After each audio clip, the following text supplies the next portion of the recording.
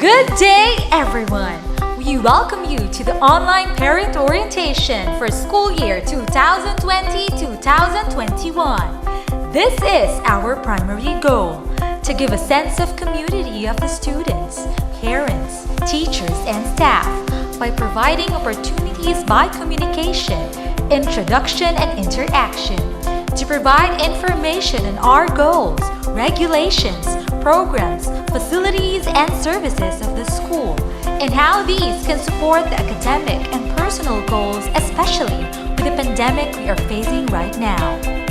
I am Regina Latilia, and I will be your host for today's online parent orientation.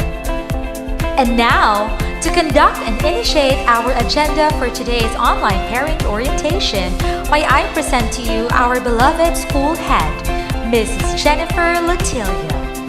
Good day, my dear parents and guardians. Allow me to thank you for entrusting your children's education to us for this school year 2020-2021. I would like to welcome you and your children to St. Teresa of Lisieux School of Cainta. Despite the COVID-19 pandemic that we are facing now, education must continue, and for the safety and well-being of your children, STLSC will bring to you the online learning. Rest assured that the new normal education this school year, STLSC commit itself by providing the quality education as we prepare them for their bright future. We are ready to work hand in hand with you this school year as we guide your children in the education and in the comfort of your homes. At this junction, allow me to present the programs of the school. I hope that the presentation will clear the queries regarding your child's home-based education for this school year.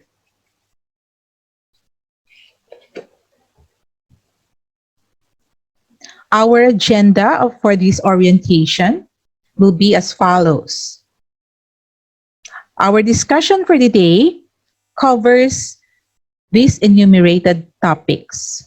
We will discuss about curriculum, school calendar, learning delivery framework, learning areas and time allotment, different platforms for online classes, course requirements, grading system, and the year-end honors and awards. What is online class? That online class that we shall be offering for this school year is a form of distance learning where students who are at home is supervised by their teacher through technology. This means that there will be no face-to-face and no physical reporting of students for the whole school year. All means of communication and instructions will be done online, whether synchronous or asynchronous learning. Let us take a look at the school calendar for school year 2020-2021. The opening of classes is on September 7, 2020, and the ending of classes is on May 14, 2021. We have just received an announcement from the Department of Education earlier yesterday that classes was moved from August 24 to October 5 rather. But since we are a private institution, we have an autonomy to start classes on different dates. We have decided to move our classes, our opening of classes for school year 2020 to 2021 on September 7. This is due to the additional time that we need to provide for the distribution of the books. Since we have an offline activities right after their online classes, books are very important in their studies. But at the moment, we would like to inform you that the books of the students are still incomplete due to the modified enhanced community quarantine that delays the delivery of our books. Based on the released calendar of the DepEd, the basic education curriculum shall be in 4 quarters. For the first quarter, the duration will be from September 7 to October 30. And then second quarter will be from November 3 to December 22. Third quarter will start on January 4 to February 26. And our fourth quarter will be on March 1 until May 14, 2021. What is the curriculum of STLSC? STLSC still apply the K-12 basic education curriculum of DepEd. The school's curriculum of STLSC provides opportunities for intellectual, physical, emotional, social, and spiritual growth of the students. The discipline it offers encompass the total being of the student with good character, academically excellent, high competitive, and responsible steward of God's gift. What is the learning competencies?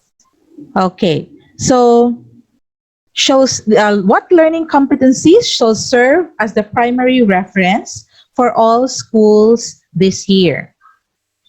The DepEd most essential learning competencies, or the MELC, shall serve as the primary reference of all schools in determining and implementing learning delivery approaches that are suited to the local context and diversity of learners, while adapting to the challenges caused by COVID-19 this school year. What are the learning areas in the minimum weekly time allotment in the online class this year? Okay, so on the screen, we have the learning areas categorized on their key subjects or per subjects. For preschool, we have reading, language, science, Filipino. Filipino is for prep, and then mathematics and MAPE. This will be for prep and kinder. Only Filipino subject will be for prep. Now, for the primary levels, that is from grades 1 to 3, the subjects or the learning areas are English, mathematics, science, Filipino, mother tongue, araling panlipunan, edukasyon sa pagpapakatao or ESP, and MAPE. For the intermediate levels, these are from grades 4 to 6. So we have English, mathematics, science, Filipino, araling panlipunan, edukasyon sa pantahanan at pangkabuhayan. This is the EPP. And then we have edukasyon sa pagpapakatao. This is ESP and the MAPE. For the junior high school, this from grade 7 to 10, our subjects or the learning areas will be English, mathematics, science, Filipino, araling panlipunan, technology and livelihood education or TLE, edukasyon sa pagpapakatao or ESP, and MAPE. What are the flexible e-learning modes for this school year? Our students' health and safety are the main concerns of the school. For this reason, in the entire school year, online learning will be implemented. So this means no classroom or face-to-face teaching. There will be combinations of synchronous and asynchronous learnings. What do we mean by synchronous learning? So in synchronous, students in the class are learning at the same time with the teacher. So communication between the students and teachers happen in real time. So online class sila. Examples of this are video conferencing, live discussion or chat, live stream videos, which will only last for 40 minutes per subject.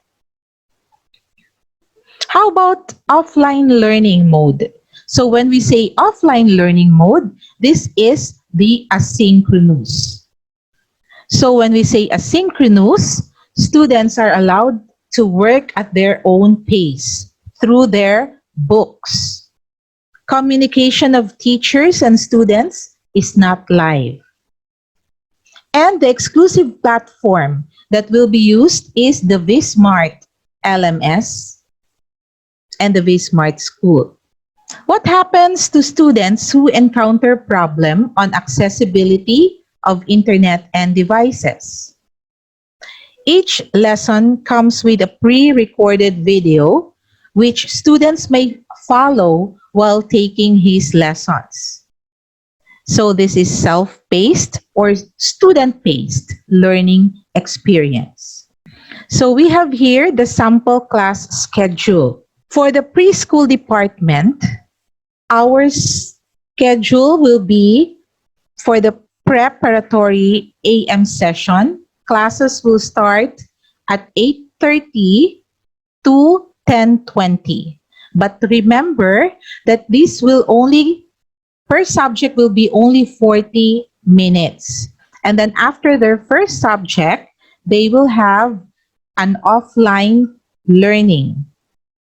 So meaning whatever activities that the teacher wants them to do after their online class, they can do that during their offline activities.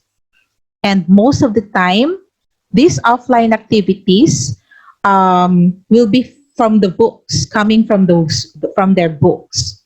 So if you noticed, we have Mondays, Tuesdays, Wednesdays, Thursdays, Fridays with different subjects. Now, for preschool, in the Kinder 1 level, their schedule is from 11 a.m. to 1:40 p.m. And for preparatory in the PM session, classes starts at 2 p.m. until 3:40 p.m. For preschool, we only allow 2 subjects per day.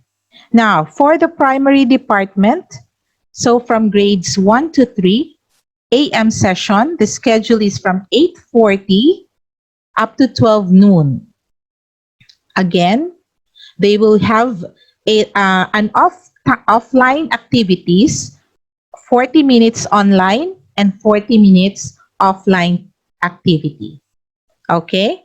So, we have different subjects per day. They have 3 subjects per day. Now, for the grade 1 PM, the schedule is from 1:20 p.m. up to 4:40 p.m. Okay, parents, do not worry because we will be giving you their schedules for the schedule of your children. Okay? Now, for the intermediate and the high school level, grade 4 to 6, the schedule is from 8 a.m. up until 11:20 a.m. Again, this is the schedule of grades 4 to 6. And the schedule will be for their subjects is from Monday to Thursday only. And then on Friday, this is their homeroom time with their advisor and the consultation. So parents, if you want to we have concerns with their advisors or any subject teachers, you can do this every Friday. Okay, just take note of the time. That's from 9:30 to 11 a.m. for the for the intermediate level. Now, for grades 7 to 10, their schedule is from 12:30 until 3:50 p.m. 3 subjects per day. Okay, and that is from Monday until Thursday. Now, on Fridays, they will also have their homeroom with their advisor, and at the same time, the consultations with the subject teachers and the advisors as well, together with their parents. If the parents wish to call or talk with the advisor or the subject teacher, that can be possible during this time. That will be from 2 p.m. until 3:30 p.m. every Friday. Okay. How does the time allotment work? Now, this class schedule starts according to their level. So, as I have shown you earlier, their schedule, we will be giving you the schedule of your child. Okay, that we will be sending to you through email or through the advisor. Okay, a 40-minute class with the subject teacher during synchronous learning. Another 40-minute will be consumed for the offline class, wherein students will do the activities, mostly on their books. Now, for the class schedule, preschool to primary, this is what I have just told you earlier. Monday to Friday class schedule, but on Friday, that will be shortened time. Okay? For the intermediate to junior high school, Monday to Thursday is for their online and offline classes. And during Fridays, grades 4 to 10 will be allotted for homeroom with class advisor and consultations with subject teachers for the students and the parents. Okay, most of the submission of their students' outputs to their teachers will be done on Fridays. Okay, so STLSC will be using the vSmart School and the vSmart LMS that we subscribe, and this will be provided for this will be what we're going to use for our online learning for our students.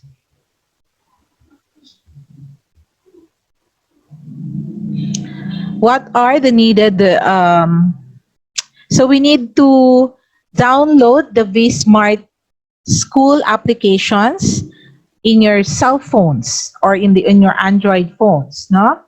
And for if you have your laptops, you can go to vSmart School online school platform. That's vSmart School rather .vsmart.ph. And then we will be giving you the username and the password for your students. vSmart School provide our learners future-proof learning opportunities that go beyond the classroom experience. So, complete K-12 digital curriculum mapped to DepEd's budgeted teaching and learning calendar. Also, this is the live streaming of virtual classes. As I have said earlier, this is also self-paced or teacher-paced learning experience. Sometimes when our internet connection is weak and we can't join the live classes, we can still go back and follow the lessons that we missed by using this self-paced learning. Okay? Once po na meron na po tayong internet connection, so pwede na po natin mapapanood yung lesson na hindi napanood ng anak ninyo. because of the weak internet connection during their live online class. So what are the recommended browser? We have, of course, you need the Google Chrome. And then the minimum network requirements for webinar or live streaming, internet connectivity of at least 2 Mbps at home, and then gadgets to use for online class. Pwede pong laptop, tablet, cell phone, or any of the following. Student will have an individual account to access in the vSmart School. Again, we will be giving you the username and the password so you can access, or your child can access the vSmart School. All you need to do, if you have your cell phones, you just need to download the application of the vSmart, and then you can go to that site already. Now let's go to the grading system. In line with the Basic Education Act of 2013, public and private schools adopted the Basic Education Guidelines and closed DepEd Order Number 8, Section 2015. This is the new policy guidelines on classroom assessments for K-12 basic education program. In this policy, we have 3 components of the new assessment that has followed.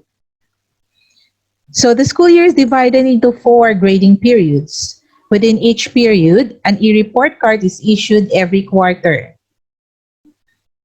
The averaging system is used in grading students' performance, which means the final grade in each subject will be computed as the average of the 4 periodical grades. Now, as I have said, the 3 components for our assessments, we have the written works, or the WW. This assessment is about understanding of concepts and application of skills. So dito po pumapasok yung mga quizzes, sit works, essays, reaction papers, composition, problem sets, reports, book reports, journals. Anything po na pinapagawa ni teacher about their activities or about the lessons, papasok po yan sa kanilang mga written works. Okay? Now,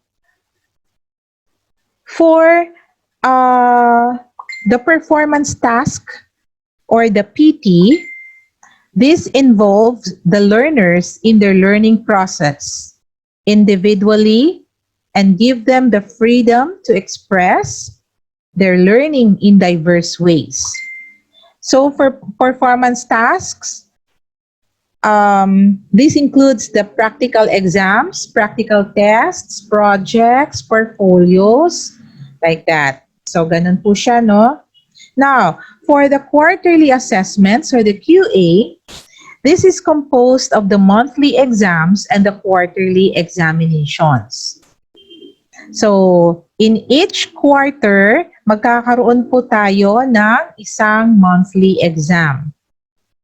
And then, after the monthly exam, meron po tayong major exam, which is the quarterly examination. This synthesizes all the learning skills, concepts, and values learned in the entire quarter. Okay? So how are we going to get their percentage? Now, for each subjects or each component, for the written works or the WW, you can see the subjects. We have Filipino, Mother Tongue, English, Math, Science, Araling Panlipunan, MAPE, HELE, TLE, and ESP. 35% goes to the written works. For the performance task, 35%. And the quarterly assessment, or the QA is 30%. Now, monthly exams and the quarterly exam, 30% yon. Now, for the written works, nakasama po dito yung mga quizzes, mga sit works, and other activities na gagawin nila, that is 35%. And their performance task or their practical exams, I rather practical test, yeah, and other performance tasks that the teacher required them to do, that is 35%. Now, let us go to the promotion. How do we promote your child? The promotion in all levels is by subject. A student is promoted to the next curriculum level if his or her final grade in each learning area is 75 or higher. And then a student with a grade of below 75% in one or two subjects must pass the summer remedial classes to be promoted to the next grade level. Otherwise, he or she is retained in the same grade level. A student is retained in the curriculum level if he or she has a final general average of 74% and below and did not meet expectations in 3 or more learning areas. Okay, so that is retention. Pagka po ang isang bata ay nakakuha po ng final grade na 74 and below, ibig sabihin hindi po niya na-reach yung ating expectations as a student para maipasa niya yung mga different subjects, then hindi po natin siya mapopromote to the next level. Now, for dropping, a student may be dropped from the school roll if he or she incurs absences equivalent to 20% of the total number of school days for the current school year. So, ibig pong sabihin, pag sa loob ng isang taon, we have 200 days, school days, 20% of that, yun lang po ang allowed. Pag sumobra na po tayo dun sa 20%, then he or she may be dropped from the school roll. Now, let us go to the honors and awards. The quarterly achievers, we give this every quarter. So, to qualify as a quarterly achiever, a student must have a general average of 90% or above. General average po. Okay? So, ibig pong sabihin, i-average po natin ang lahat ng mga subjects, and pag nakuha po ng bata ay 90% and above, he or she will be qualified as our quarterly achiever. And he or she will receive a certificate of merit or recognition for that particular quarter. Okay. To qualify to the honors list, a student must get, this will be for the year-end honors, okay? Para po makasama po yung anak ninyo dun sa honors list at the year-end, at the end of the school year. Letter A, 90 to 94% with honors. We are talking about the general average, okay? Now, for 95 to 97%, we will be awarding the with high honors. Now, for 98% and above, so meaning siya po ay nakakuha ng with highest honors. So each student will receive a medal and certificate of recognition. Papaano po tayo magre-recognize ng mga bata? Online. So magkakaroon po ulit tayo ng online graduation and online recognition. Okay. Now, let us proceed to the school policies and the rules and regulations of the school. STLSC vision. We are a learning community that nurtures love of God and country, academic rigor, fellowship and peace, and beneficent service. Our STLSC's mission: we prepare students for the challenges of the future through academic discipline, life skills, Christian values, and service to all of God's creation. And our core values: love of God, country and scholarship, peace and fellowship across all principles and interests, and service to all of God's creation. Now, what will be our rules and regulations for this school year? Now, first is the attire. For old students, they are required to wear their school uniforms. So, pantaas lang po, the daily uniform, blouse or the polo shirt, PE t-shirt. Kung hindi naman po kasya na sa mga anak ninyo, then it's okay to let them wear white or yellow shirt. Now, for the new students, they may wear any white or yellow shirt. Okay, that will be their uniform for our online class. Sa grooming, so children are required to come to their online class with their personal hygiene and good grooming. This must be always observed. So attire should be decent and presentable. Wala pong haharap po sa classroom nila together with their others classmates and teachers na hindi po kahit papaano ay ready. So once po na pumasok na po sila sa loob ng room, ibig sabihin they are ready to learn.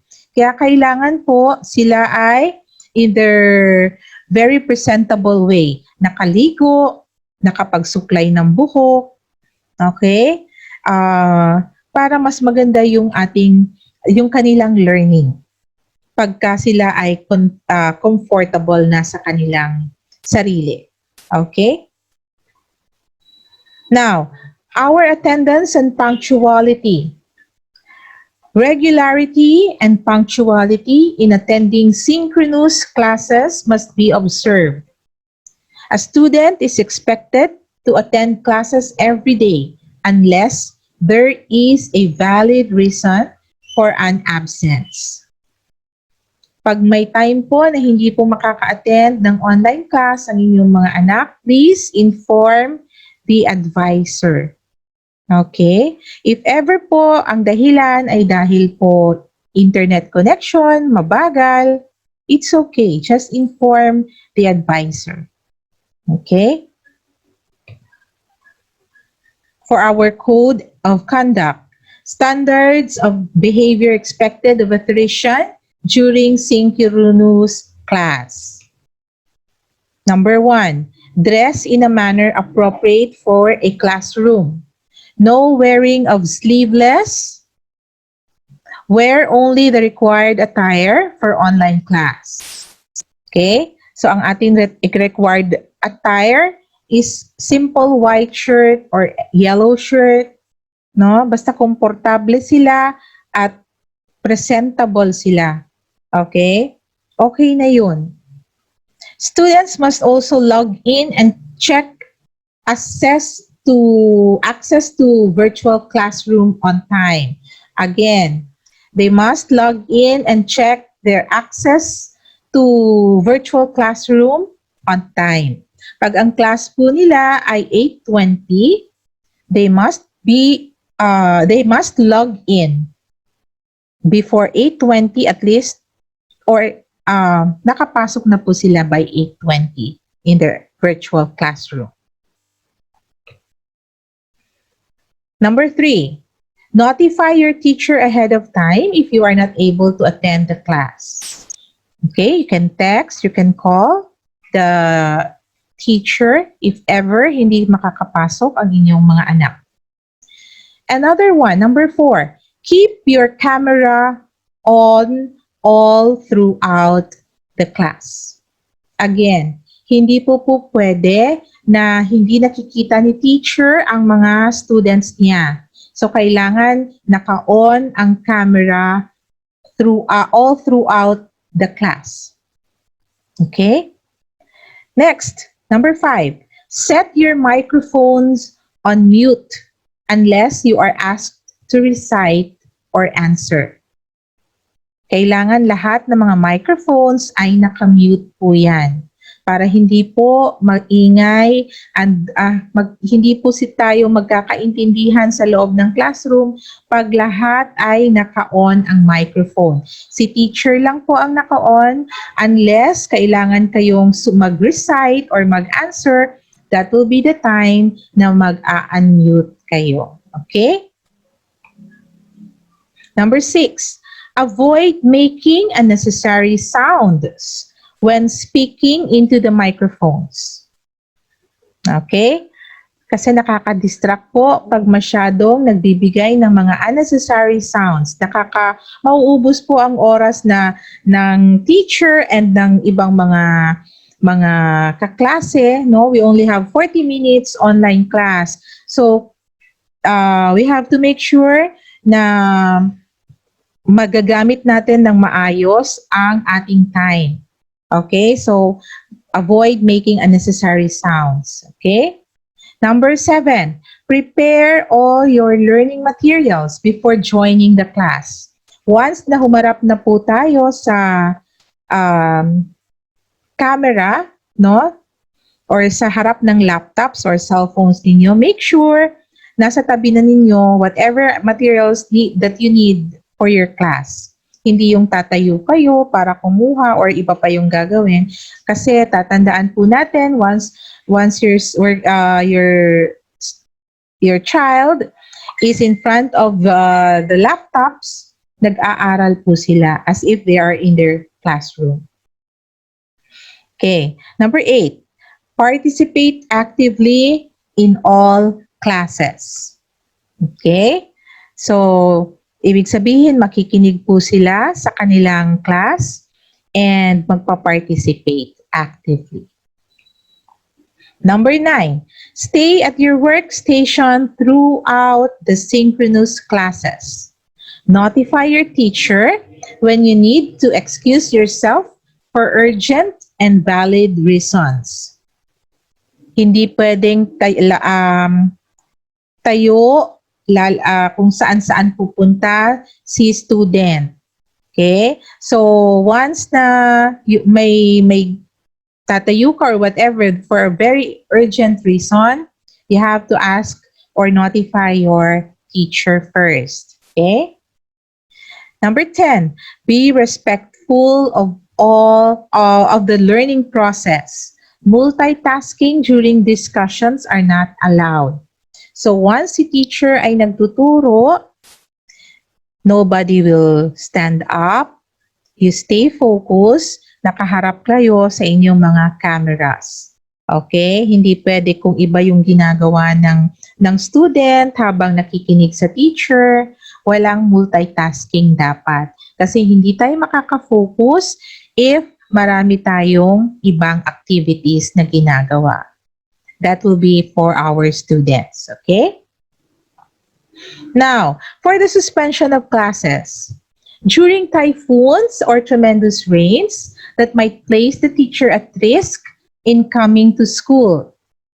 So, suspended ang classes, kahit po tayo ay nasa bahay, no? While hindi po tayo lalabas ng bahay, pero kung masama po ang panahon at may typhoon, at ang mga teachers ay hindi po makakapunta sa school for their online class, so automatic po suspended ang ating classes.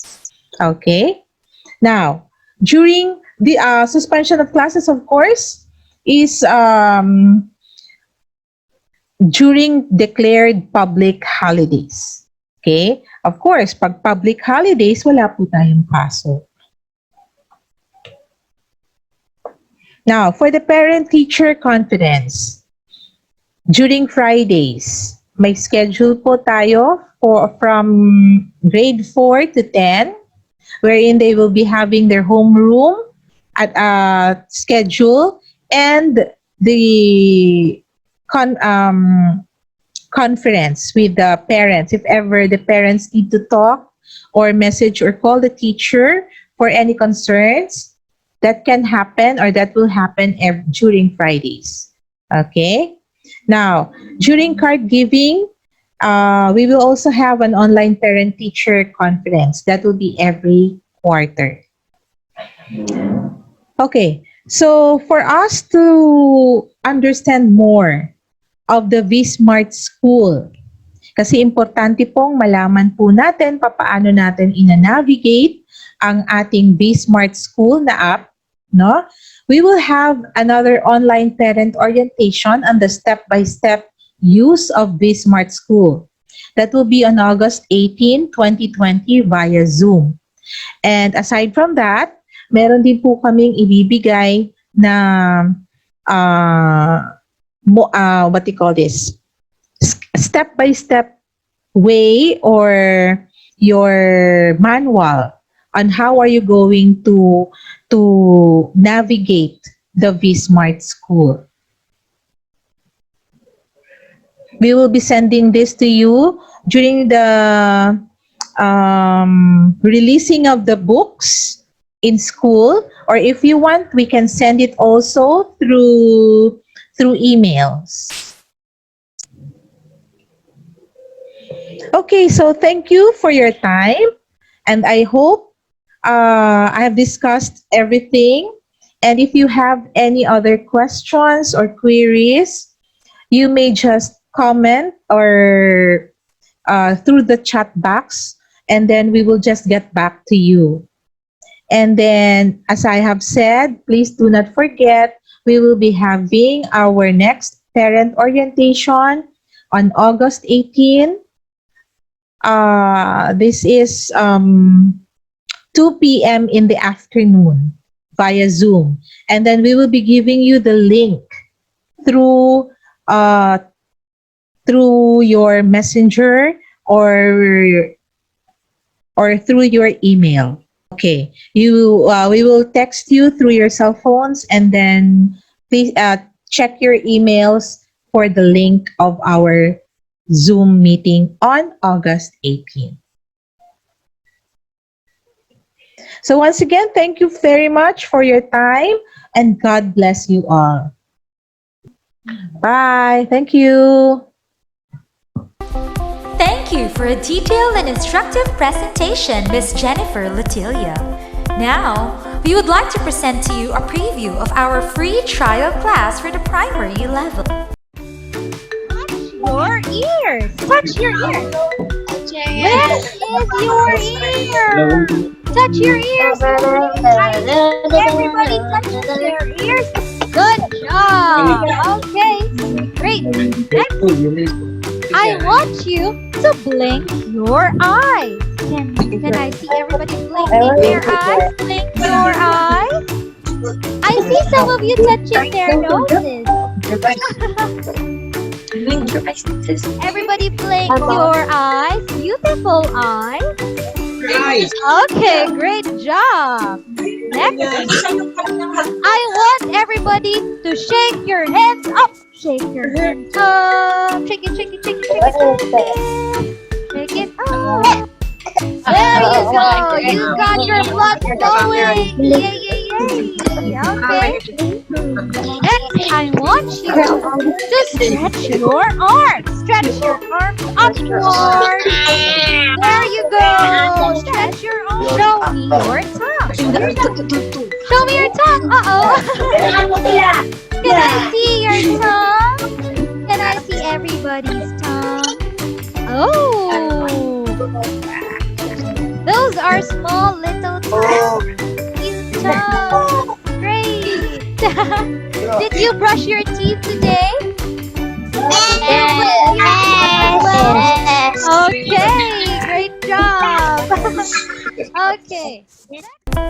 And that concludes our online parent orientation for school year 2020-2021. Please like and subscribe our YouTube channel and Facebook page to keep you active and updated in our online announcements. For questions and concerns, kindly send your message through email, SMS, or personal message in our Facebook page. Oh, we've got good news! Enrollment is still ongoing. To secure a slot for your child, kindly access the link that will lead you to our online enrollment site. Kindly check in the description box below. Again, this is your host, Ms. Regina Latilia, and we can't wait to welcome you soon in our Theresian family. Thank you and God bless.